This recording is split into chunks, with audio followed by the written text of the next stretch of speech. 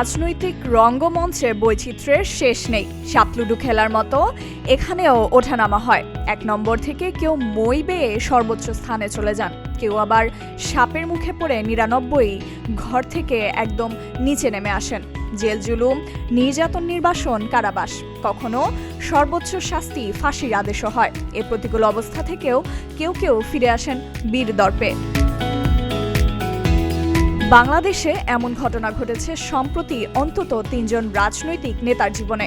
ফাঁসির মঞ্চ থেকে ফিরে এসেছেন জনগণের নেতা হিসেবে, শপথ নিয়েছেন সংসদ সদস্য হিসেবে। তারা হলেন 4 দলীয় জোট সরকারের স্বরাষ্ট্র প্রতিমন্ত্রী লুৎফুজ্জামান বাবর, বিএনপি নেতা আব্দুস সালাম পিন্টু ও জামাতে ইসলামী নেতা এটিএম আজহারুল ইসলাম। 4 দলীয় জোট সরকারের স্বরাষ্ট্র প্রতিমন্ত্রী ছিলেন লুৎফুজ্জামান বাবর। তার চালচলন ও বিভিন্ন উক্তির কারণে তিনি ছিলেন টক অব দি কান্ট্রি।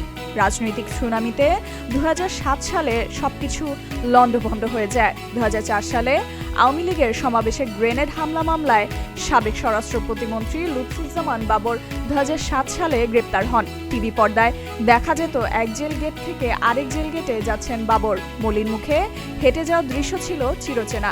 18টি বছর কেটে গেছে তার জেলে।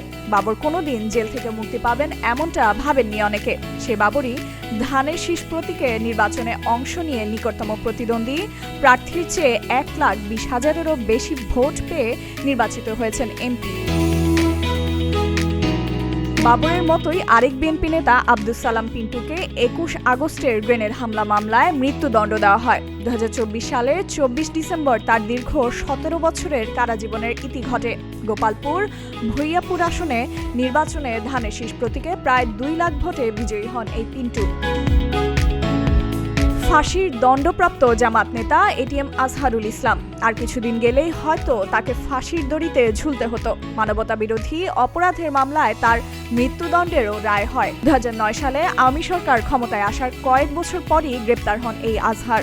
2012 সাল থেকে দীর্ঘ 1 যুগ বন্দী ছিলেন তিনি। সে অবস্থা থেকে মুক্তি পাওয়া এটিএম আজহারুল ইসলাম রংপুর 2 আসনে বিপুল ভোটে জয়ী হয়েছেন।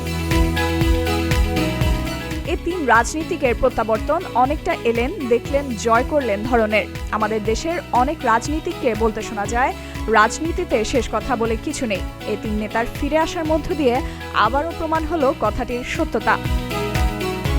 ফাইজা মেহরি, নরিন, প্রতিদিনের বাংলাদেশ।